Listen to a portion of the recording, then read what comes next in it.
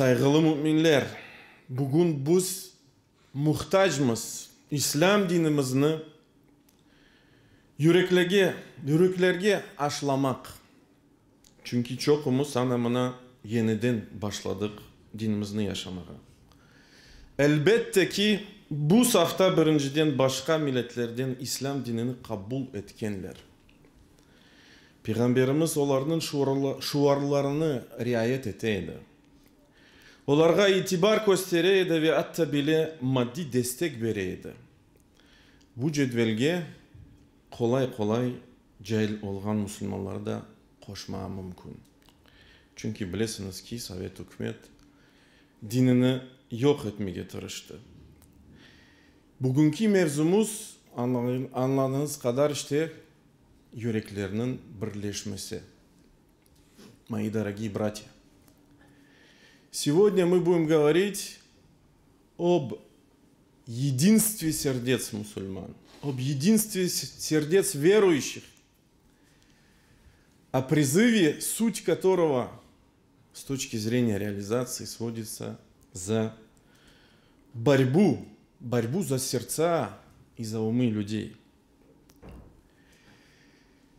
Давайте все вместе посмотрим, каким было отношение пророка, саллаллаху алейхи ва саллям, к новопринявшим ислам. Как он к ним относился. Как он чувствовал их. Какое он уважение оказывал им. И даже оказывал материальную поддержку им. А ведь эти люди стали величайшими сподвижниками, которые вошли в историю, из которых мы сегодня берем с вами пример. Например, Икрима,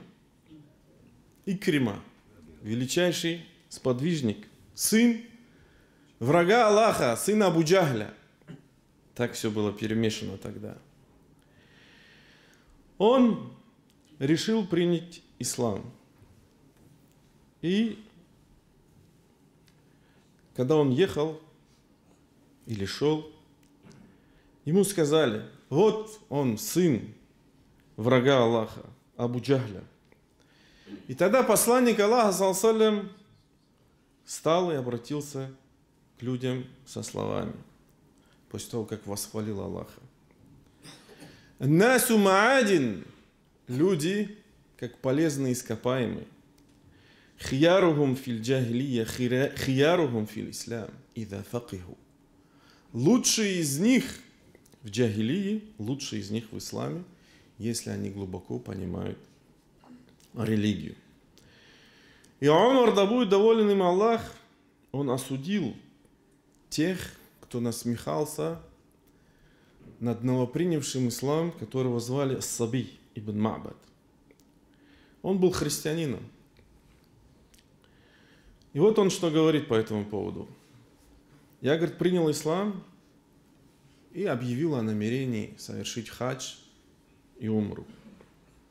Ахляльту биль хаджи валь умра. Меня услышал Заид ибн Саухан и Сальман ибн Рабиа.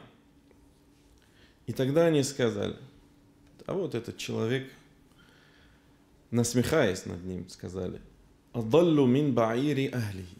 Он более заблудший, нежели верблюд его семьи. Смотрите, как он передает свое состояние. Что он говорит? فَكَأَنَّمَا حُمِّلَ عَلَيَّ بِكَلِمَتِهِمَا جَبَلْ. И словно на меня обрушилась гора от этих слов. Настолько они оказались резкими. Настолько они обидели его. И тогда Умар встал и очень строго осудил их. В другом риваяте говорится, что Али пришел и, чтобы поддержать его, сказал: «Хадайта ли суннати наби, хадайта ли суннати наби». Ты последовал сунне пророка, ты последовал сунне пророка. Контекст вообще указывает этой истории, что мусульмане собирались на войну. То есть отряд какой-то собирался. И те мусульмане, которые осудили этого человека, они как бы осудили, он хочет типа убежать, не участвовать. И поэтому они его осудили. Но он был новопринявшим ислам. И Омар и Али осудили их за такое отношение к этому человеку.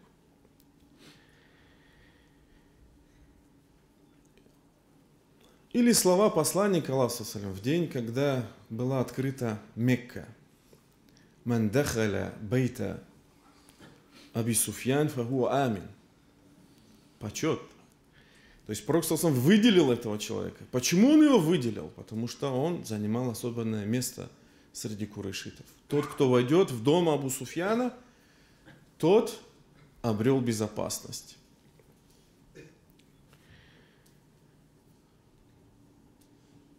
Или же другая история.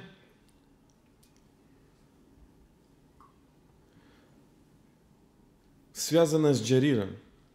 Джарир пришел к пророку, саллаллаху, и посланник Аллаха, мир ему и благословение от Аллаха, спросил: «О, Джарир, что тебя привело ко мне?» Он сказал: «Я пришел, чтобы принять ислам возле тебя, о посланник Аллаха, с твоих рук, о посланник Аллаха». И тогда посланник Аллаха бросил на него свое одеяние, свою накидку, а затем сказал своим сподвижникам: «Ида атакум кариму каумин фаакриму». Если к вам пришел благородный человек из какого-либо племени, то отнеситесь к нему благородно. То есть он учитывал состояние душевное, чувства этих людей, он оказывал почет, должное уважение этим людям в соответствии с тем, каким они занимали, какое место они занимали в предыдущей своей жизни, и он также оказывал материальную поддержку. Это известный случай, когда посланник Аллаха целое стадо подарил человеку, который приходит в свое племя и говорит: «О, племя!» И посланник Аллаха, мир ему, это сделал не просто так. Он знал, что он придет в свое племя и скажет так: «О, племя, аслиму! Примите ислам.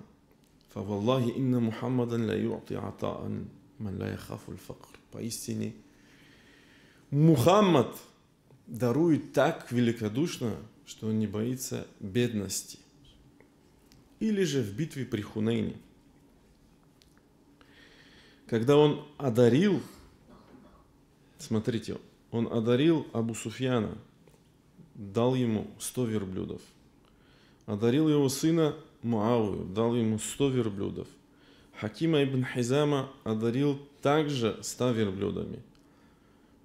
И Хариса ибн Хариса также одарил 100 верблюдами. Для чего? Он объяснил это так: «Инни а'ти Курайшан ата'аллафахум ли'аннахум хадиту ахдин биджахилия». Я располагаю сердца курайшитов, ведь поистине они еще совсем недавно были в джахилии. К этому списку, если брать наш современный мир, через сравнение вполне могут попасть, примкнуть традиционные мусульмане, которые не знают своей религии. Ведь СССР прошелся катком по религии. То есть, взяв за основу политику, опиум, религия для народа. Да, они не новопринявшие ислам. Они традиционные мусульмане, и они нуждаются в мягком призыве прежде всего, в искреннем призыве к одобряемому и осуждению порицаемому. А как же не так? Ведь сам Аллах Субхану ва Тааля призывает нас к этому. Он говорит: «Уд'у иля сабили раббика биль хикмати валь мау'идати аль-хасана». Призывай к пути своему Господу с мудростью и благим увещеванием. Или когда Аллах велит Мусе и Харуну: идите вдвоем, ступайте к Фирану, ведь поистину он приступил, и скажите ему мягкое слово. Кому? Фирауну, тирану. Или же «Фабима рахмати мин Аллахи линта лахум». Ведь ты по милости Аллаха проявил к ним мягкость. Если бы ты был суровым, жестким, жестокосердечным, то они бы разбежались бы от тебя. Речь идет о пророке и сподвижниках, мир ему. Или же, посланник Аллаха саллаллаху алейхи ва саллям говорил, поистине Аллах мягкий, Он любит мягкость. И Он одаривает за мягкость тем, что не одаривает за жесткость. Или же, поистине мягкость, где бы она ни была, она украсит. И где бы ее не было, это будет испорчено. Или же, смотрите, сколько риваятов, сколько хадисов на этот счет. Ман у'тия хавваху минар рифк, тот, кому будет дарован удел из мягкости, тому будет дарован удел из блага. Или же, это все хадисы, слова посланника Аллаха, да благословит его Аллах и приветствует. Тот, кто лишится мягкости, лишится блага. Абсолютизация, обобщение. Знаете, этой простой истины в понимании действительности не хватает. Не хватает особенно братьям нашим, которые обучились в арабских странах. Я обучался в арабских странах. Эти братья наши, они нуждаются в адаптационном периоде.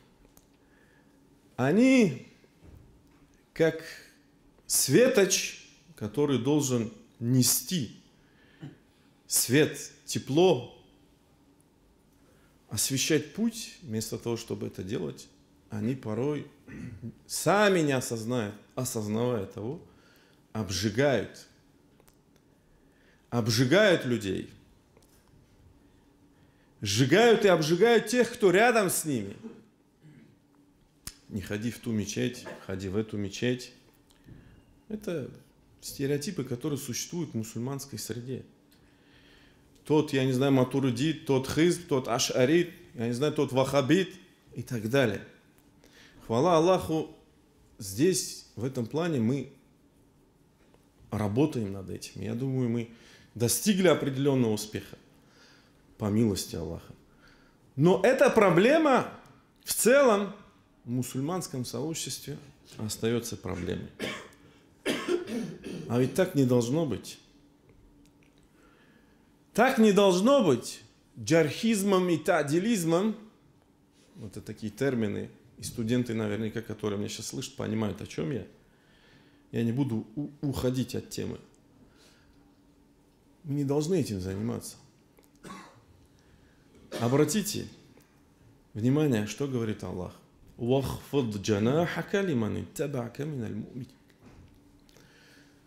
Сложи крыло свое милости, мягкости перед теми, кто последовал за тобой из верующих. В этом аяте Аллах говорит, последовал за тобой.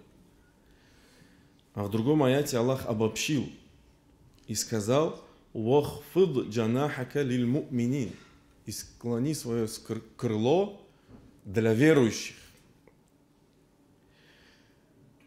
Или в другом аяте Аллах Субхану ва Тааля сказал, «Иннамаль му'минуна ихва», поистине верующие братья. То есть, если есть проблема какая-то между братьями, что надо делать? «Фааслиху байна ахавейку». Примиряйте своих братьев. «Ваттакулла ла'аллакум турхамун». И бойтесь Аллаха, быть может быть, вы будете помилованы. То есть, вот он, путь.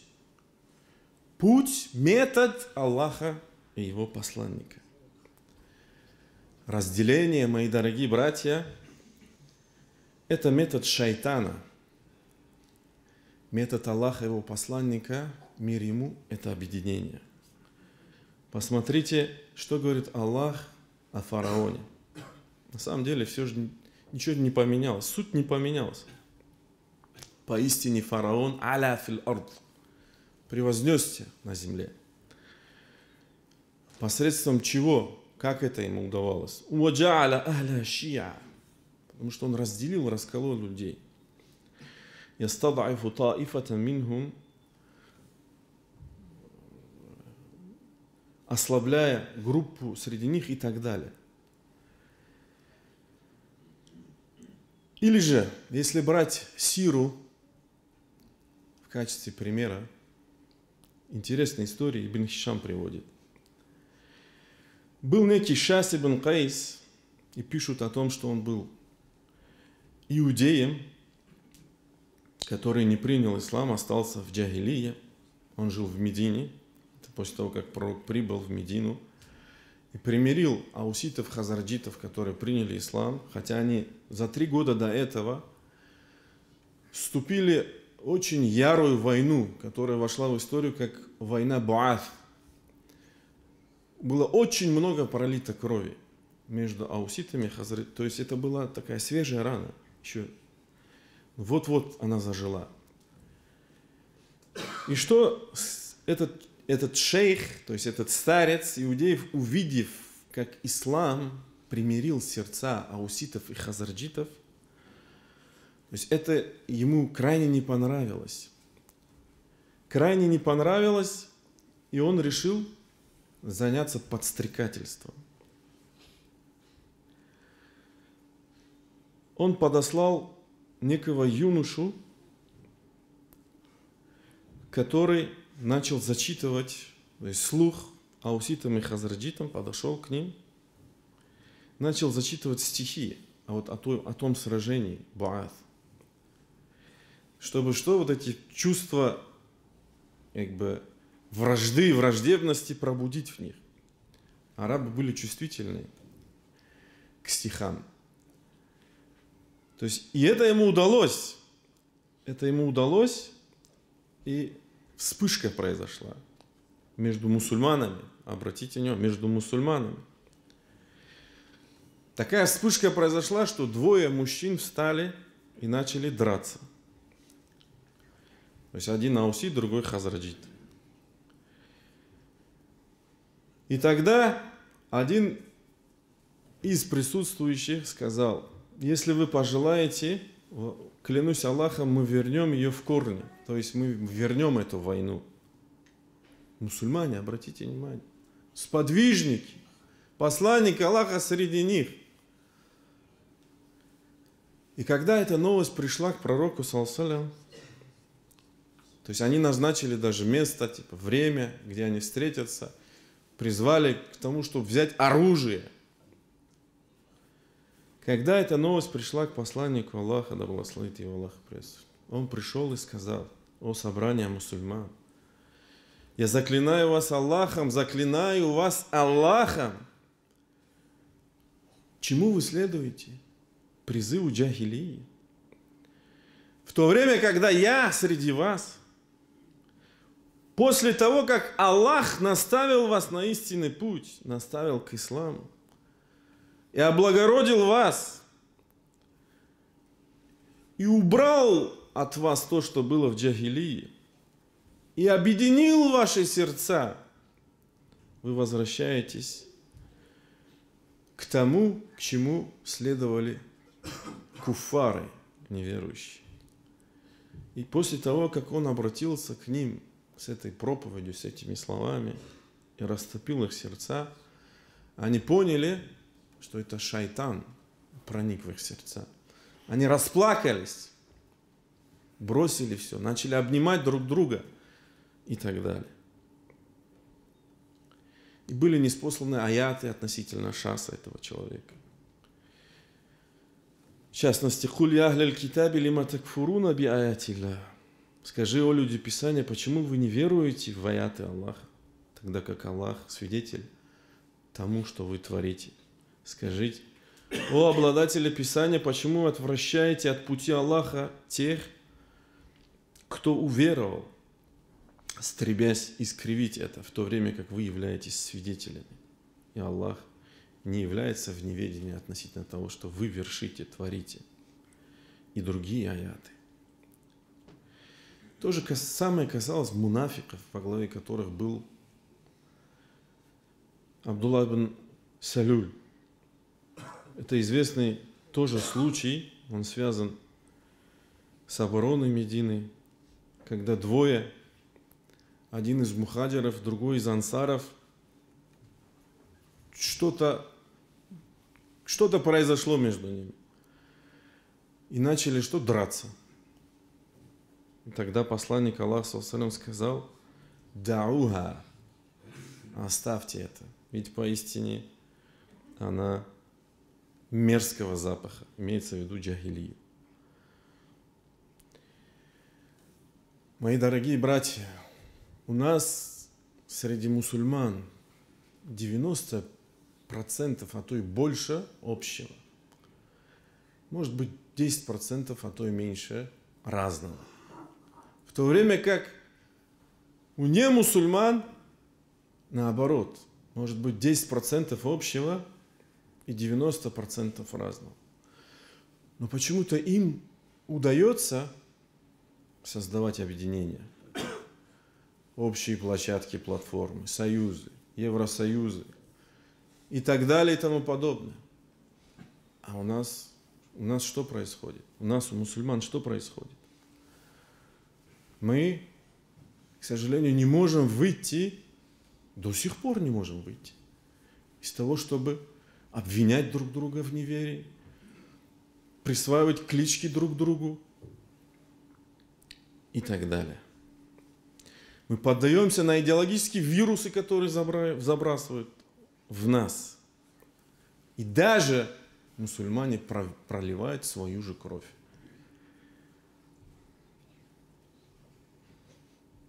К сожалению, реальность такова. Поистине в пятницу есть такой день, есть такой момент, когда Аллах Субхану ва Тааля принимает мольбу. Я надеюсь, что мы застанем этот момент. Астагфируллах ли ва лякум. Поистине вся хвала принадлежит лишь одному Аллаху. Его мы восславляем. Того, кого Аллах наставит на истинный путь, уже никто не собьет с истинного пути.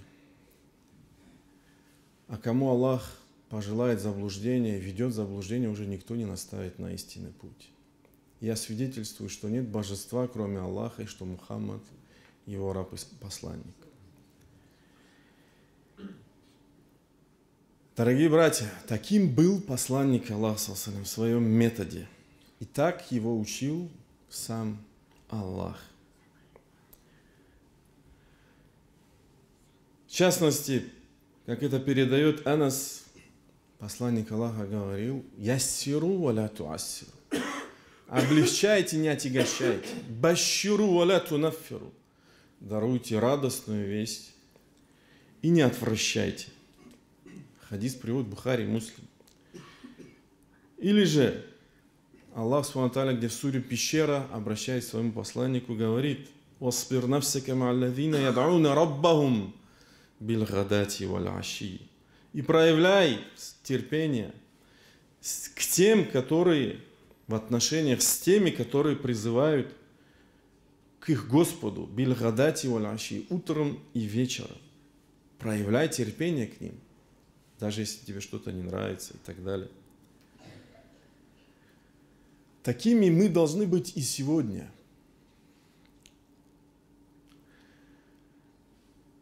Мы должны проявлять друг другу искренность, должны проявлять друг другу терпение, даже если мы что-то видим в брате нашем не то, или в нашей, если говорить про сестрах, сестра видит в отношении сестры что-то не то. Даже если мы видим, что он совершает грех, мы должны проявлять терпение и делать насихат, проявлять искренность. Даже если нас обидели, мы должны находить в своем сердце клеточку для этого человека или для тех людей. Даже если нам неприятно, даже если нас обидели. Приведу интересную историю. Я прочитал ее в нашей студенческой группе. она меня тронула за душу. Я не знаю, реальная она, нереальная. Но она тронула меня за душу. Один раз учитель спросил у своих учеников, почему, когда люди ссорятся, они кричат? Кто-то из учеников сказал, потому что теряет спокойствие. Кто-то сказал, учитель сказал, возразив на это, но зачем же кричать, если другой человек находится с тобой рядом? То есть, если человек потерял спокойствие, зачем кричать? Рядом же человек. То есть, ответом ответил на это утверждение. Нельзя с ним говорить тихо. Ученики начали предлагать различные ответы. Но ни один из них не устроил учителя. В конце концов, он объяснил это так. Когда люди недовольны друг другом и ссорятся, их сердца отдаляются. Для того, чтобы покрыть это расстояние сердец, не тела, и услышать друг друга, им приходится кричать. И чем сильнее они сердятся, тем громче кричат. А что происходит, когда люди друг друга любят? Они не кричат. Напротив. Говорят тихо. Почему? Потому что их сердца находятся очень близко. И расстояние между ними совсем маленькое. А когда эти сердца влюбляются друг в друга еще сильнее, что происходит? Они говорят шепот. А когда они еще сильнее друг друга любят, они понимают друг друга и без слов. Понимаете? Вот я о чем. И такими, если мы действительно хотим быть верными завету Аллаха, если мы действительно претендуем на то, что подняли знамя ля иляха илляллах и решили возвысить слово Всевышнего, нести этот призыв здесь, в Украине и для мира, мы должны отвечать этим требованиям. Вот такими мы должны быть.